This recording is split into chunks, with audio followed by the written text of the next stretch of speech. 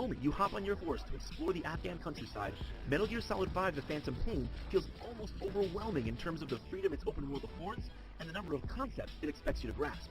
The masterfully woven relationship between its many systems, both management and action-based, elevates it to a wholly different plane than its many open-world action contemporaries.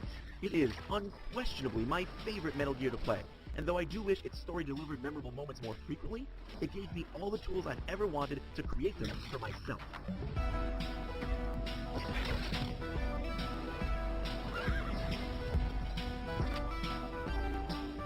The genius of Phantom Pain's gameplay is in the sum of its insane number of impeccably crafted parts. Every little design wrinkle is purposeful and engaging, such as the day-night cycle and dynamic weather. Time of day will determine visibility, making precision shooting harder as it makes sneaking easier. Guard shifts change at set times of day, which can create a window of opportunity you can actually exploit. Analysis complete.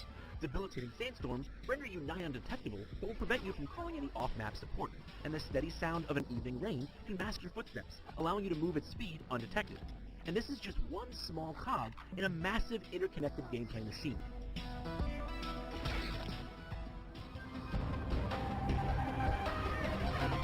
This same depth is present in every aspect of Phantom Pain's gameplay, in and out of battle. Every infiltration space, from the many small guard posts to the sprawling outdoor command centers, provides the perfect context for all that depth. I might see an anti-air battery, plant the C4 on it, and blow it as a distraction to lure the guards. Then an enemy gunship might show up, so I'll call one of my own and then blow theirs to bits while it's busy fighting mine, before loading up hostages and making a dramatic escape.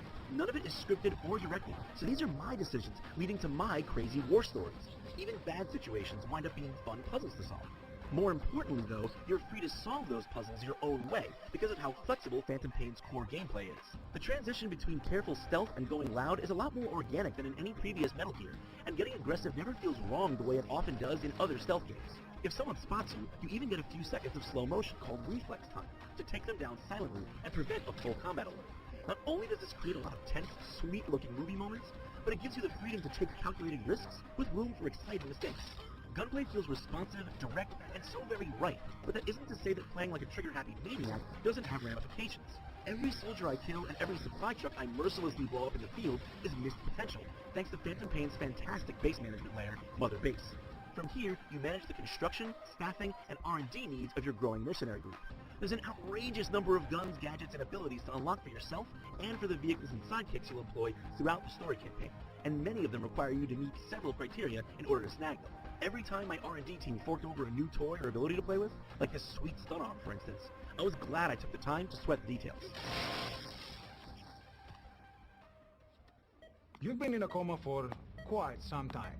Yes, I know. You would like to know how long.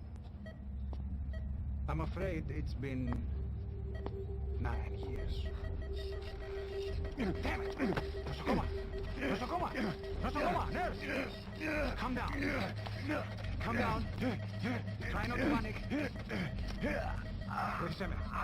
Try not to panic. You'll be alright.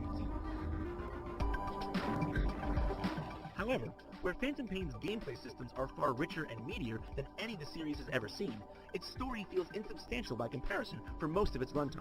Its spectacular opening establishes a mood, and a bundle of plot-related questions that fizzle out until at least 30 hours later once you've rolled the main credits and started unlocking the post-game story content. What story is there is at least well-produced, with beautiful cinematography and workmanlike performances from everyone, including Kiefer Sutherland, who sadly has very little to say.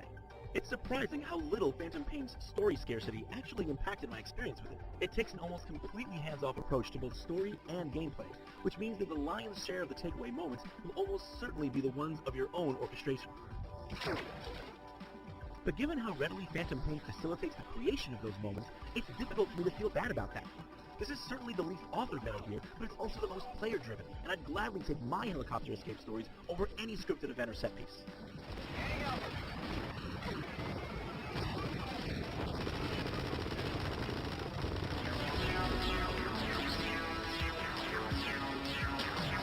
Metal Gear Solid 5 The Phantom Pain is the kind of game I thought would never exist.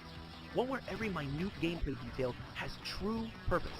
Its lack of story focus is sure to be divisive for the Metal Gear faithful, but the resulting emphasis on my story, my tales of espionage action, easily make it my favorite in the series. There have certainly been sandbox action games with bigger worlds to roam or more little icons to chase on my minimap, but none of them have pushed me to plan, adapt, and improvise the way this one does. Metal Gear Solid 5 The Phantom Pain doesn't just respect my intelligence as a player, it expects it of me, putting it in a league that few others occupy. For much, much more on Metal Gear Solid 5 The Phantom Pain, keep it right here on IGN.